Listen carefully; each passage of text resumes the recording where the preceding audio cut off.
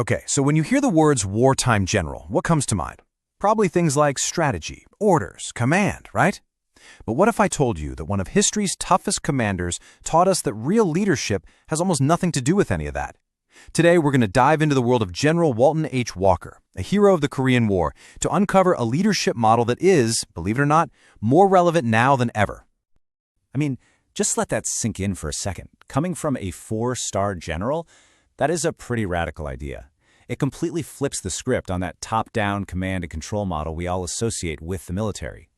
Walker truly believed that leadership wasn't about telling people what to do, it was about moving their hearts. But to really get this, we have to look past the uniform. You see, his family tells a different story.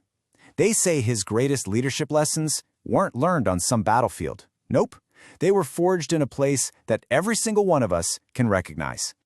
For General Walker, leadership was really just an extension of love for his family, love for his soldiers, and love for his country. It all sprang from the very same source. You know, his grandson, Sam Walker, didn't grow up hearing stories about battles. Instead, he heard stories about trust and about humanity. He remembers his grandfather as this warm man who cherished his family more than anything, which just goes to show you that the strongest leaders are often the most deeply human.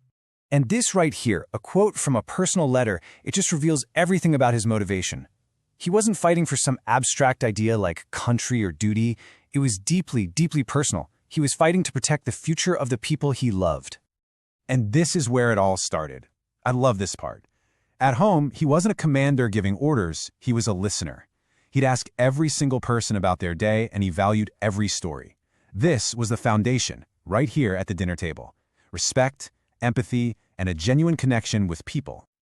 So the big question is, how did he take this very personal philosophy and turn it into a practical leadership model that actually works? Well, his grandson boils it all down to this powerful three-part framework that is incredibly simple, but also incredibly profound. It's called the Walker Spirit, and it's not some complicated list of rules to memorize. It's about embodying your principles. It's about making decisions with real insight, and then proving your worth through your actions. Let's break it down. Okay, so you have be, know, and do. But here's the crucial part. The order is everything. It all starts with be. Who are you at your absolute core? That then informs what you know, your ability to see situations clearly and make good judgments. And only then can you do, taking action that's actually authentic and effective. Let's dig into that first pillar. The B pillar is all about your inner character. Walker was convinced a leader's sheer presence could move people more than any command shouted through a megaphone. His soldiers actually said he didn't give orders, he simply was. He understood that if you lose people's hearts, well, the war is already over. All right, so let's see how this whole framework holds up under, well, the most extreme pressure imaginable. We're going to a moment of total crisis during the Korean War, where this be, know, do method was put to the ultimate test. I mean, picture this. The situation was absolutely desperate. The front lines were just crumbling, soldiers were terrified, and it really looked like defeat was inevitable. The entire war was hanging by a thread on this one defensive line along the Nakdong River. And that was Walker's command.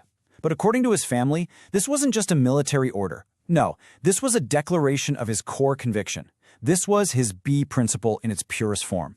It was a moral decision to stand his ground, not just on the map, but in his very soul. And here's where the do comes in. A leader who believed in presence couldn't stay behind a desk, right? He got in his Jeep and he went right to the front lines, to the soldiers who were literally trembling with fear, to share their danger and just be with them. Now listen to what he said. He didn't tell them not to be afraid.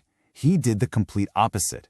He admitted his own fear. He said, "I am as afraid as you are." Wow, that created an instant human connection. He reminded them why they were fighting, not for some line on a map, but for the people they loved back home.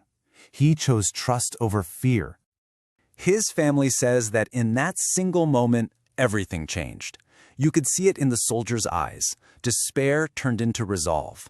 That one single, empathetic act of leadership is credited with creating what we now call the miracle of the Nakdong River, where the line held against all odds.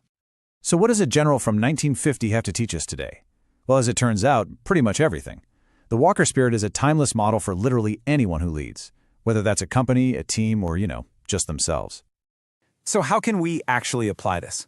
Okay, if you're a corporate leader, B means remembering that your people are the real strategy. Your presence in the room builds more trust than any performance report ever could. For a young leader, no means understanding that fear is a teacher. You don't need perfect information to make a bold, conviction-led decision. And for a public leader, do is about building trust through action and remembering that responsibility is always heavier than your position. So if there's one crucial point to take away from all this, it's this. Walker's legacy teaches us that leadership is not a title on a business card or rank on a uniform. It's a verb. It's all about your character, your presence, and your willingness to stand with people, especially when they're afraid. You know, he never saw himself as some big hero shining a bright light for everyone to follow. He believed a true leader is something much quieter, but way more powerful. A spark. A spark that doesn't demand attention for itself, but instead ignites the courage that's already inside of other people. And that really leaves us with a question, doesn't it? His unwavering principle was defending those in his care. So, in your life, in your work, what is the one core belief you are willing to stand for? What is the one line from which you will make no more retreat? Because that, right there, that's where your leadership truly begins.